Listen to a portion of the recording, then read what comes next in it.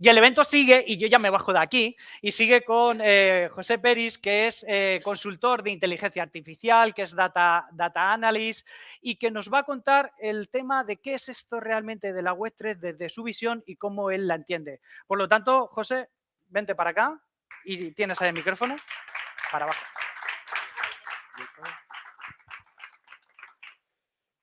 Hola, buenas tardes a todos. ¿Se me escucha bien? Bueno, en primer lugar, gracias por asistir. Me presento, mi nombre es José Peris, trabajo en B2Me como Manager Director, dirijo una unidad de negocio. Bueno, B2Me es un exchange de criptomonedas, en este caso es el más grande de España.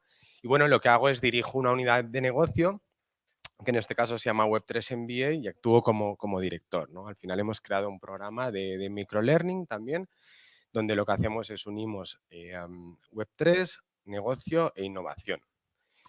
Entonces, como comentaba Pascual, yo tengo un perfil un poco híbrido, ¿no? Porque yo toda esta experiencia de Web3, la verdad que la vivo, ¿no? Con la previa del mundo del dato, de la inteligencia artificial. Y realmente lo que parece que no está conectado está muy, muy conectado. Yo os he hecho un esquema que no sé si se va, si se va a ver por las proporciones, pero lo voy a utilizar. Este va a ser el recorrido que voy a seguir yo durante mi exposición. Al final lo que quiero es que tengamos un poco de orden, ¿no? Ordenar un poco los conceptos porque es muy fácil perderse. Aquí, primero, bueno, antes de hablar de Web3, algo muy sencillo es hablar de conocer qué es Web1 y Web2. Entonces, no sé si alguien lo sabe lo que es Web1, pero bueno, os explico. Web1 en una palabra es links, ¿no? Fue la primera web que conocimos, donde podíamos interactuar poco, ¿no? Prácticamente leer. Web2 pasó a ser la web de los likes, de las redes sociales, ¿no? Donde tú trabajas para Facebook, ¿no? Creas contenido y tú al final eres un trabajador de ellos, ¿no? Porque lo estás haciendo para que ellos se enriquezcan. Y Web3 está basada en el ownership, ¿vale? Está centrada en el usuario. Si os fijáis en este esquema, lo voy a señalizar un poquito, al final, para entender Web3 hay que entender un poquito bien por qué nace Web3. Y es para solucionar los problemas que nos está arrastrando Web2. Pero Web3 apoya básicamente en la data, igual que Web2. Ahora os explicaré lo que es Web2. Y la data básicamente está formada por dos pilares, ¿no? Por lo que es la captura del dato, el dato en streaming, lo que es el cloud, y por otro lado la inteligencia artificial, como comentaba Pascual. Esto vuelven a ser pilares de Web3, pero el core, el núcleo central, es la tecnología blockchain.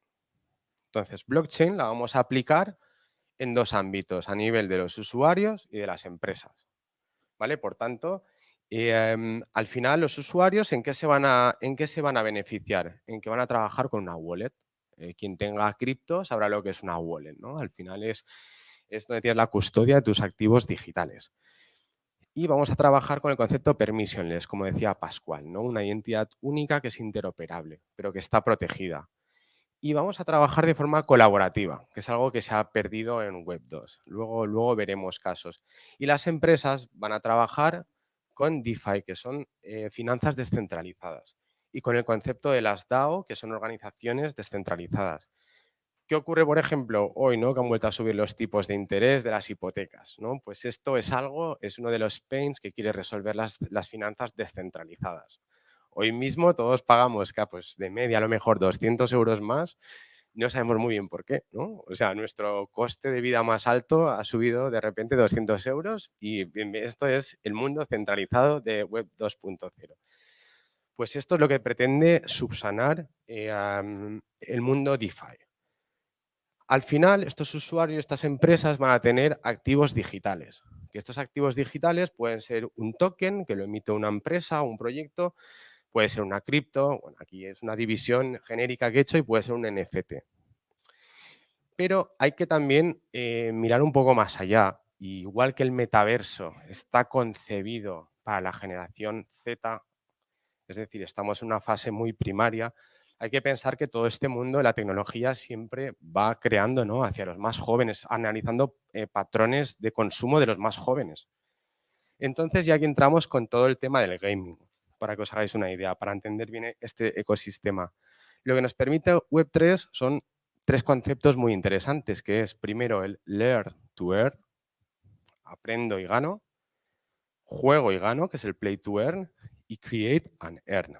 Normalmente lo que gano es un token, una cripto, que después es dinero fiat, se convierte en dinero normal, como lo conocemos. ¿Qué ocurre? Que para jugar, para pertenecer a este mundo, al final vas a acceder, o bien sea por un teléfono, puedes jugar a un juego que sea en 3D, o desde tu ordenador, o desde tu consola, por ejemplo. Pero están apareciendo nuevas tecnologías como la realidad aumentada, que puedes acceder desde tu móvil, o la realidad virtual, incluso la realidad extendida, ¿no? Que es una mezcla de todas, que son dispositivos más complejos, ¿no? Y más evolucionados. ¿Qué ocurre? Que la puerta de entrada al metaverso va a ser tu avatar, como comentaba Pascual. Y esto nos va a llevar, este avatar nos va a llevar a los diferentes metaversos, ¿vale? Este es un poco el esquema general para que tengáis clara un poco la estructura y yo voy a seguir este recorrido y voy a poneros ejemplos aterrizados para que se pueda entender. Al final, Web3 lo que quiere es recuperar la esencia de Internet. ¿Por qué? Porque lo que ha pasado con Web2, y os lo digo yo porque vengo del área de la inteligencia artificial, y debo de reconocer que he sido uno de los villanos, ¿no?, que ha contribuido a esto, porque igual que decía Pascual, que no sabemos dónde derivará todo esto, con la inteligencia artificial yo viví el mismo hype y no sabíamos dónde iba a derivar. Yo cuando empecé pensaba guau, que podíamos hacer de absolutamente de todo. Y al final lo que ha pasado es que se lo han comido las grandes tecnológicas y se pueden hacer cosas, pero mucho menos de las que imaginábamos. Al final lo que le ocurre a la gente ya, en una encuesta que hizo Motive.com este año, desprendía que al 97% de las personas ya les importa el trato de sus datos con Internet. El 45% están preocupados por cómo se tratan sus datos en las tiendas online, cuando ponemos la tarjetita para ir a comprar. Y el 36% en la mensajería instantánea, en nuestro WhatsApp, por ejemplo. El 21% en las noticias. Esto, dicho en dato, es frío. Pero si lo pasas a una emoción, lo que te ocurre es que los datos nos abruman. Los algoritmos han empezado a abrumarnos. Y esto es la consecuencia de Web2, ¿no? Entonces, al final Web3 ha dicho, stop a todo esto y vamos a redefinir las reglas del juego y vamos a también a remover la partida para que todos tengamos un poco más de oportunidades. La historia comienza un poco por este tipo de revolución. Yo os voy a contar esta historia, por ejemplo, esta comparativa entre Web2 y Web3, porque la he vivido en primera persona, ¿no? Y al final lo que ocurría en inteligencia artificial es que tú quieres hacer un algoritmo y necesitas miles y millones de datos, ¿vale? Lo que ocurre es que los datos que hay libres, que los puedes utilizar sin ningún tipo de copyright ni nada, están muy sesgados, están muy sucios. Al final es muy difícil lograr buenos algoritmos con este tipo de datos. Pero, ¿qué ocurre? Que las grandes tecnológicas, mientras tú estás navegando, mientras tú estás, pues bueno, utilizando este producto gratis, que no es gratis, porque cuando el producto es gratis, el producto eres tú. Lo que ocurre es que han acaparado los datos. Por tanto, sus algoritmos son imbatibles. Son directamente imbatibles y se han comido muchísimos puestos de trabajo. Por lo tanto, lo que te ocurre es que tú estás con tus datos los estás regalando a las tecnológicas que los revenden. Ahí tenéis el caso de Cambridge Analytica, ¿no?, que cambió el signo de unas elecciones. Tú trabajas para ellos y les regalas tus datos. Y Web3 lo que te dice es, mira, vamos a coger blockchain, vamos a trazar todo esto, vamos a hacerlo inmutable y vamos a tener control nosotros de nuestros datos. Y si, por ejemplo, tú decides que quieres donar o ceder tus datos para un algoritmo que a lo mejor va a ser para el ámbito médico, para la predicción de un cáncer, tú puedes decidir que se utilicen y tú recibes a cambio un token, recibes recompensa por ello. Esta es un poco la idea del cambio de paradigma que nos propone Web3. Otra forma, esta slide me gusta mucho porque es muy ilustrativa, cuando te planteas, ¿no?, que es Web2 para verlo de una forma muy gráfica. Seguro que todos conocéis, ¿no?, esta imagen, ¿no?, las cookies. Ya lo hemos asimilado, ni lo vemos, ¿no? Nuestra mente lo borra, pero ahí estás aceptando, vamos, a nivel de inteligencia artificial, yo os digo que estás aceptando, estás diciendo, vale, todo lo mío es tuyo. Pero ya no solo eso, si te vas a leer una noticia, ya es una auténtica odisea encontrar la noticia, porque tienes los ads, las suscripciones, los bloqueadores, o sea, daros cuenta, ¿no? Web 1 qué limpia que era y Web 2 en lo que se ha convertido, ¿no? La noticia está aquí detrás. O sea, imaginaros todo lo que cubre. Pero ya esta la he puesto también porque es muy... Esta es muy curiosa, la vi hace un par de semanas en Marca y ya me parece que lo resume todo, ¿no? O sea, al final tenemos una noticia en Marca que te dice Casillas reaparece para explicar su polémico tuit. Y el tuit decía, espero que me respeten, soy gay, feliz domingo. La noticia es casi imposible de leerla, ¿vale? Otra vez está bloqueada, está tapada, está tal. Pero es que Casillas, ¿vale? Pues se lió muy grande, ¿no? Por el tema del LGTBI y demás. Casillas lo que dijo es que le habían hackeado su cuenta. Es decir, ¿dónde hemos llegado que estás volviéndote loco para acceder a una noticia que esa noticia es mentira? Es decir, ya no sabemos lo que es veraz, lo que no es veraz, lo que es lo que es fake y lo que es auténtico, ¿no? Y este es el problema de Web 2, porque al final, ¿qué sentido tiene Web 3 si no resuelve nada, ¿no? Al final, lo que te propone Web 3 es que cambies las cookies por una wallet. Esto es Brave, es un navegador Web 3 y la diferencia que tenéis es aquí. Lo que te hace es, tienes un wallet y no tienes publicidad.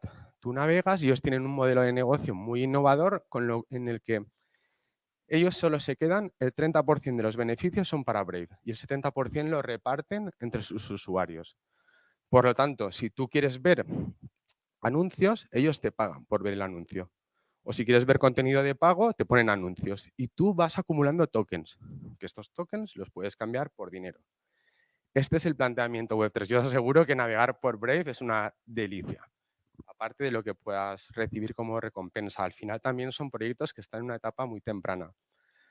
Y al final Web3 lo que pretende es que los usuarios puedan poseer, controlar y monetizar sus contenidos y sus datos. Y realmente es lo que hablábamos, ¿no? Es una revancha de los usuarios contra las Big Tech, que eso no significa que vayan a ganar los usuarios, ¿no? Porque las Big Tech pues siempre van a tener mucha fuerza. Y parece un término muy raro, pero marcas como Nike, por ejemplo, compró Artefact, facturaron 185 millones de dólares. El año pasado JP Morgan ya tiene un token, Telefónica ha hecho una apuesta brutal también por el metaverso. Starbucks ya está ofreciendo un programa, ¿no? de tokens de engagement, de fidelización con sus usuarios. Spotify ha abierto muchas vacantes de Web3 también porque van a hacer audiolibros. El Valencia tiene su fan token, que te llevan al campo a conocer a los jugadores, a jugar y demás. Shopify también admite pagos con cripto. Prada, sobre todo, se ha metido por el tema de la autenticidad del lujo, de las copias. Y Adidas también se ha metido muy de lleno con los NFTs. Es decir, al final ya hay un recorrido, ¿no? en este campo. Y sobre todo al final, blockchain lo que quiere se basa en 5 principios, que es la encriptación, la inmutabilidad, tokenización, descentralización y distribución. Pero sobre todo lo que se pretende en Web3 es pasar, a ver, un segundito, es pasar del Internet del contenido al Internet del valor, a la transferencia de valor, ¿no? que es lo que os estaba comentando, el volver a reformularlo. Si va a tardar mucho o poco, lo que sabemos es que cuando Internet tenía 8 años, tenía el mismo número de usuarios que blockchain cuando tiene 8 años. Por tanto, parece ser que va a ser una adopción bastante rápida, según Gartner, estos datos. A ver. Vale, y después cuando nos preguntamos si, oye, ¿y yo he utilizado blockchain alguna vez en mi vida? Pues todos los que estáis aquí habéis utilizado blockchain sin saberlo. Al final, por ejemplo, en el ámbito médico, os voy a poner algunos ejemplos. Bueno, esto siempre me gusta contar esta anécdota, ¿no? Porque el otro día también la estábamos hablando. Cuando vas al médico, ¿no? Y te dicen, te van a someter a un tratamiento, te van a operar o algo. Oye, ¿tienes alergia a algún medicamento? Pues tú imagínate que te pasa esto en Tailandia. O te pasa en, no sé, donde sea, la otra punta del mundo. Es decir, ¿cómo es posible que tus datos de salud, al estar centralizados, se quedan en silos y tú mismo tienes que informar tú de lo que eres alérgico? Imagínate que estás inconsciente y te estás jugando la vida en una operación. O sea, esto es una consecuencia de tener los datos en silos, la centralización. Esto lo que pretende es lo contrario, que tú viajes a la otra punta del mundo y tus datos estén accesibles porque son tuyos y están descentralizados, no dependen de ninguna entidad concreta. Pues bueno, también en la trazabilidad de medicamentos, para verificarlos, porque al final, pues bueno, para evitar problemas. Y bueno, y sobre todo en la gestión de la cadena del frío. Esto en la pandemia fue muy útil, ¿no? Con el tema de la vacuna de Pfizer, no sé si recordabais que iba a menos 90 grados. Y sobre todo os decía que lo habéis utilizado porque el pasaporte sanitario, al final el pasaporte COVID, sí que estaba apoyado en blockchain, ¿no? Y al final son utilidades que ya están ahí, que ya han empezado a implementar las marcas. Incluso industrias como las marcas de lujo se han volcado a desarrollar proyectos de blockchain en conjunto, porque lo que está pasando es que es el tema de las falsificaciones, ¿no? Que estamos en tasas altísimas. Al final, las marcas de lujo lo que están haciendo es vía NFT, están autenticando, ¿no? Con una serie de registros en blockchain la autenticidad de esta pieza, todo el recorrido que ha tenido a nivel de trazabilidad, y que si tú quieres vender un artículo de lujo, puedas revenderlo con esta garantía de autenticidad. Incluso sectores más tradicionales, ¿no? Como el jurídico legal, por ejemplo, Cuatrecases, que lo que están haciendo es tokenizar el conocimiento de sus abogados. Es decir, tú cobras, no sé si recuerdo, eran 80 tokens por 20 horas de asesoramiento, y es una forma fraccionada de trabajar y en tiempo real, ¿no? Esto es una prueba piloto, pero está abriendo muchos caminos, ¿no? Porque al final el conocimiento sí que es importante poder monetizarlo. Y bueno, por ejemplo, la policía, ¿no? El caso de la policía también es muy curioso, ¿no? Porque también se asocia, por ejemplo, Bitcoin al crimen, a la corrupción, etcétera, ¿no? Y al final el crimen ha estado financiado por dinero fiat, ¿no? Históricamente, o sea, se paga en euros y en dólares. ¿Y qué ocurre? Que cuando encima hay un caso, ¿no? Criminal, para tener que rastrear el mail de una persona, ver todos los me he cambiado, todos los WhatsApp, hay que pasar por una serie de requerimientos legales. Hay que pedir permiso, ¿no? Vía el juez. Todo esto en blockchain hay una trazabilidad y puedes seguir todo el recorrido del dinero. Al final, blockchain lo que quiere es eliminar burocracia e intermediarios. Y lo mismo en la selección de personal, ¿no? En el área de recursos humanos, lo mismo, ¿no? Verificamos datos personales, confirmar las referencias, se pueden hacer smart contracts, gestionar la asistencia, incluso, pues bueno, todo el tema de regulaciones y compliance, agilizarlo bastante. Lo mismo en sectores más tradicionales, ¿no? Como por ejemplo en el caso del cultivo del kiwi, Sachaaki se ha desarrollado en España una aplicación que lo que hace es mostrar la trazabilidad total de ese producto, ¿no? Desde el campo hasta la mesa, registrando también todos los valores climáticos. Esto al final lo que ayuda es a automatizar y a quitar tareas de bajo de valor y tener un producto de más calidad para ambos lados, ¿no? Porque para el productor también es mucho mejor que no le paren una cosecha, ¿no? Por un problema que tenga a mitad de camino.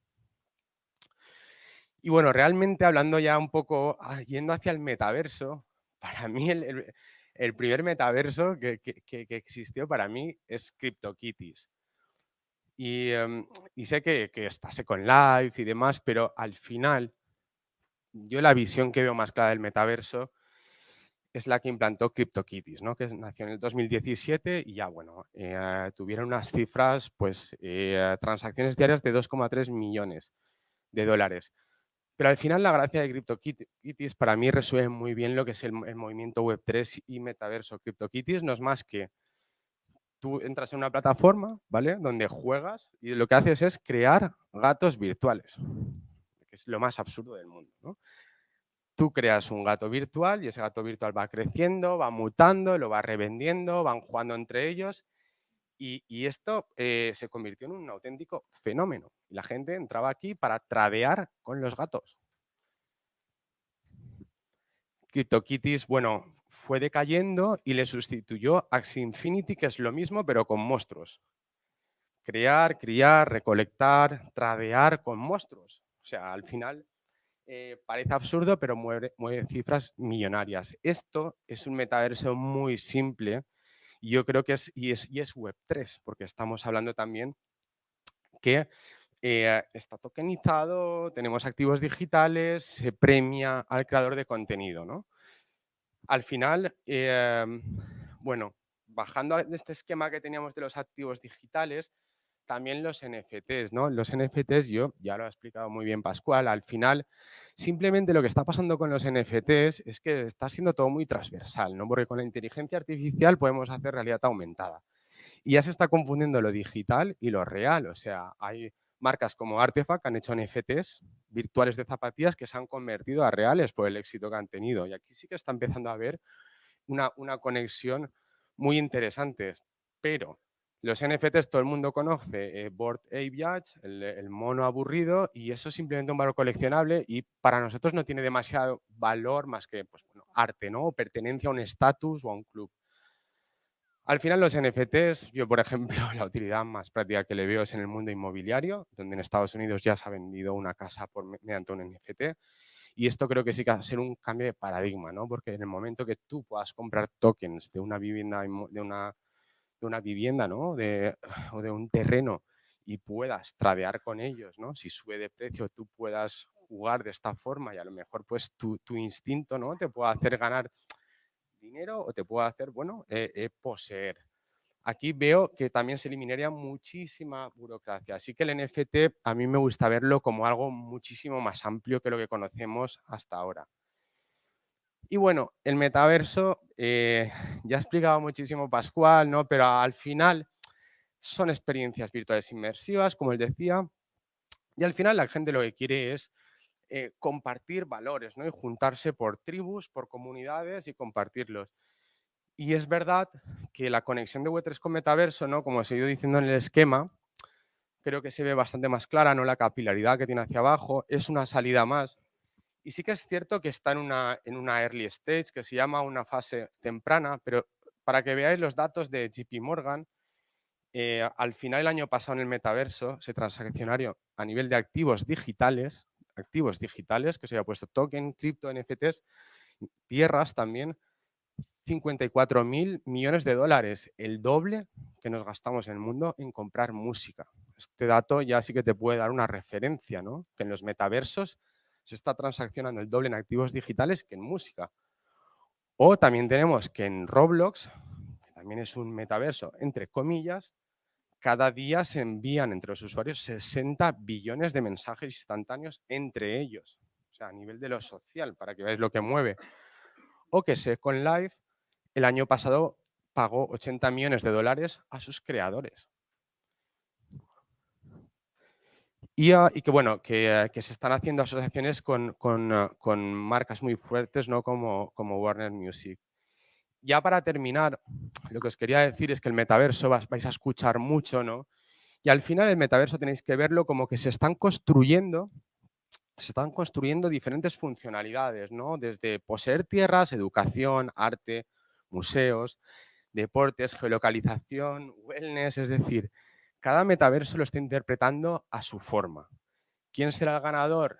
No lo sabemos. Simplemente os he puesto este esquema para que tengáis una referencia y que sepáis que cuando os salen de metaversos también tenéis que ver si estamos hablando de descentralización o centralización, o blockchain o más tradicional. Al final, los que tenemos por aquí son quizás los más conocidos y bueno, y el caso de Meta, pues bueno, os podría contar más, pero ya llego al final y bueno, al final simplemente como reflexión, ¿no? En este caso del metaverso, como decía Pascual, hay mucha incertidumbre, es una pelea donde se pretende cooperar y bueno, veremos quién realmente llega a ser el ganador o los ganadores.